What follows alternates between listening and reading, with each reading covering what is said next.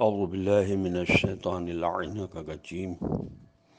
بسم اللہ الرحمن الرحیم السلام علیکم ورحمۃ اللہ وبرکاتہ۔ اللہ تبارک و تعالیٰ کا شکر ہے کہ میں نے پارہ نمبر 15 کے ربع نمبر 2 کی تلاوت کا شرف حاصل کر لیا ہے، تمام ارواح مومنین اور مومنات کے ایصال ثواب کے لیے۔ اور اب میں چاہتا ہوں کہ آپ اس تلاوت کا ترجمہ سنیں اور قرآن مجید کی آیات کو اپنے سامنے رکھیں اور ترجمے کو سنتے رہیں۔ انشاءاللہ اگر یہ پریکٹس آپ جاری رکھیں گے تو انشاءاللہ خداوند عالم مدد فرمائے گا۔ امام زمانہ عجل اللہ تعالیٰ فرجہ شریف کی تائید سے آپ خود بخود بھی اس قابل ہو سکیں گے کہ قرآن کی آیات کا ترجمہ کر سکیں۔ الحمدللہ یہ میرا اپنا تجربہ ہے، اور مومنین بھی اگر چاہیں تو اس طرح سے قرآن کی آیات کا ترجمہ کرنا سیکھ سکتے ہیں۔ تو میں پارہ نمبر 15 کے ربع 2 کی تلاوت جو میں کر چکا ہوں، اس کا ترجمہ جو علامہ ذیشان حیدر جوادی مرحوم نے کیا ہے وہ میں پڑھ رہا ہوں۔ خدا کے نام سے شروع کرتا ہوں جو مہربان اور نہایت رحم کرنے والا ہے۔ آپ صلی اللہ علیہ وسلم کہہ دیجئے کہ تم پتھر یا لوہا بن جاؤ، یا تمہارے خیال میں جو اس سے بڑی مخلوق ہو سکتی ہے وہ بن جاؤ، پس عنقریب یہ لوگ کہیں گے کہ ہمیں کون دوبارہ واپس لا سکتا ہے؟ تو کہہ دیجئے کہ جس نے تمہیں پہلی مرتبہ پیدا کیا ہے۔ پھر یہ لوگ استہزاء میں سر ہلائیں گے اور کہیں گے کہ یہ سب کب ہوگا؟ تو کہہ دیجئے کہ شاید قریب ہی ہو جائے، جس دن وہ تمہیں بلائے گا اور تم سب اس کی تعریف کرتے ہوئے لبیک کہو گے اور خیال کرو گے کہ بہت تھوڑی دیر دنیا میں رہے ہو۔ اور میرے بندوں سے کہہ دیجئے کہ صرف اچھی باتیں کیا کرے، ورنہ شیطان یقیناً ان کے درمیان فساد پیدا کرنا چاہے گا کہ شاید انسان کا کھلا ہوا دشمن ہے۔ فساد پیدا کرنا چاہے گا کہ شیطان انسان کا کھلا ہوا دشمن ہے۔ تمہارا پروردگار تمہارے حالات سے بہتر واقف ہے، وہ چاہے گا تو تم پر رحم کرے گا اور چاہے گا تو عذاب کرے گا۔ اور پیغمبر ہم نے آپ صلی اللہ علیہ وسلم کو ان کا ذمہ دار بنا کر نہیں بھیجا ہے، اور آپ صلی اللہ علیہ وسلم کا پروردگار زمین و آسمان کی ہر شے سے باخبر ہے۔ اور ہم نے بعض انبیاء علیہ السلام کو بعض انبیاء علیہ السلام پر فضیلت دی ہے، اور داؤد علیہ السلام کو زبور عطا کی ہے۔ اور ان لوگوں سے کہہ دیجئے کہ خدا کے علاوہ جن کا بھی خیال ہے سب کو بلا لیں، کوئی نہ ان کی تکلیف کو دور کرنے کا اختیار رکھتا ہے اور نہ ان کے حالات کے بدلنے کا۔ یہ جن کو خدا سمجھ کر پکارتے ہیں وہ خود ہی اپنے پروردگار کے لیے وسیلہ تلاش کر رہے ہیں کہ کون زیادہ قربت رکھنے والا ہے، اور سب اس کی رحمت کے امیدوار اور اسی کے عذاب سے خوف زدہ ہیں۔ یقیناً آپ صلی اللہ علیہ وسلم کے پروردگار کا عذاب ڈرانے کے لائق ہے، اور کوئی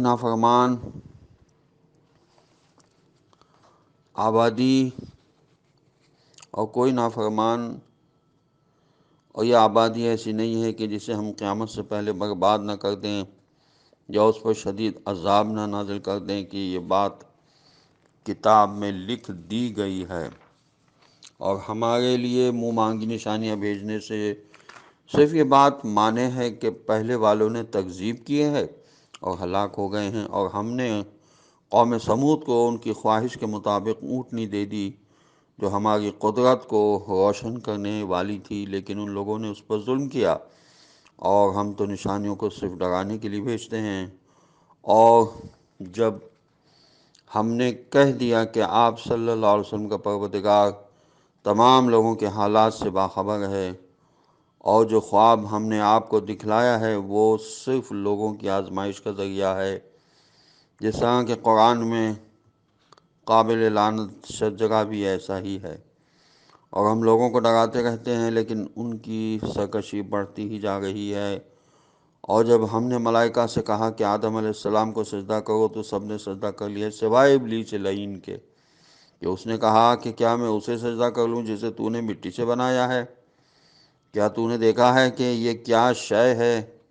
جسے میرے اوپر فضیلت دے دی ہے؟ اب اگر تو نے مجھے قیامت تک کی مہلت دے دی تو میں ان کی ذریت میں چند افراد کے علاوہ سب کا گلا گھونٹتا رہوں گا۔ جواب ملا کہ جا، اب جو بھی تیرا اتباع کرے گا تم سب کی جزا مکمل طور پر جہنم ہے۔ جا، جس پر بھی بس چلے اپنی آواز سے گمراہ کر اور اپنے سوار و پیادوں سے حملہ کر دے اور ان کے اموال اور اولاد میں شریک ہو جا، اور ان سے خوب وعدے کر کے شیطان سوائے دھوکہ دینے کے اور کوئی سچا وعدہ نہیں کر سکتا ہے۔ بے شک میرے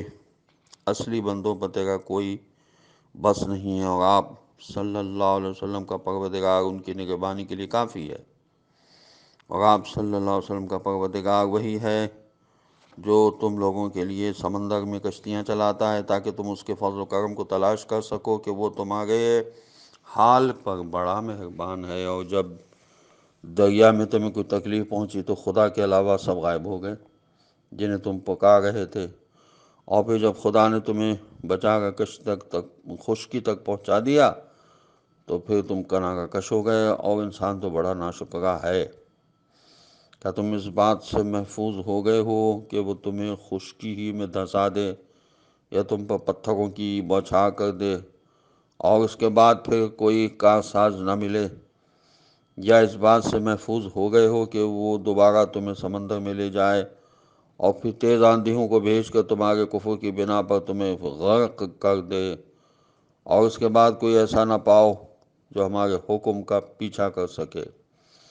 اور ہم نے بنی آدم کو کرامت عطا کی ہے، انہیں خشکی و دریاؤں میں سواریوں پر اٹھایا ہے، انہیں پاکیزہ رزق عطا کیا ہے اور اپنی مخلوقات میں سے بہت سوں پر فضیلت دی ہے۔ قیامت کا دن وہ ہوگا جب ہم ہر گروہ انسانی کو اس کے پیشوا کے ساتھ بلائیں گے، اور اس کے بعد جن کا نامہ اعمال ان کے داہنے ہاتھ میں دیا جائے گا وہ اپنے صحیفے کو پڑھیں گے، اور ان پر ریشہ برابر ظلم نہیں ہوگا۔ اور جو اسی دنیا میں اندھا ہے وہ قیامت میں بھی اندھا اور بھٹکا ہوا رہے گا۔ اور یہ ظالم اس بات کے کوشاں تھے کہ آپ کو ہماری وحی سے ہٹا کر دوسری باتوں کے افتراء پر آمادہ کر دیں، اور اس طرح یہ آپ صلی اللہ علیہ وسلم کو اپنا دوست بنا لیتے۔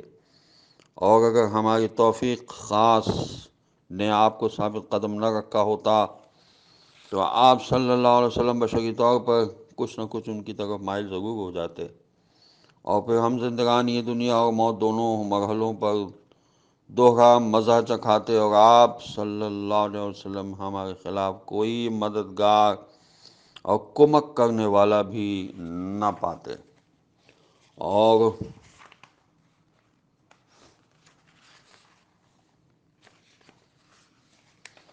یہ لوگ آپ کو زمین مکہ سے دل برداشتہ کر رہے تھے کہ وہاں سے نکال دیں، حالانکہ آپ صلی اللہ علیہ وسلم کے بعد یہ بھی تھوڑے دنوں سے زیادہ نہ ٹھہر سکیں گے۔ یہ آپ صلی اللہ علیہ وسلم سے پہلے بھیجے جانے والے رسولوں میں ہمارا طریقہ کار رہا ہے، اور آپ صلی اللہ علیہ وسلم ہمارے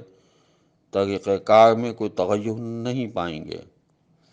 آپ صلی اللہ علیہ وسلم زوال آفتاب سے رات کی تاریکی تک نماز قائم کریں، اور نماز صبح بھی کہ نماز صبح کے لیے گواہی کا انتظام کیا گیا ہے، اور رات کے ایک حصے میں قرآن کے ساتھ بیدار رہیں، یہ آپ کے لیے اضافہ خیر ہے۔ ان قریب آپ صلی اللہ علیہ وسلم کا پروردگار اسی طرح آپ صلی اللہ علیہ وسلم کو مقام محمود تک پہنچا دے گا، اور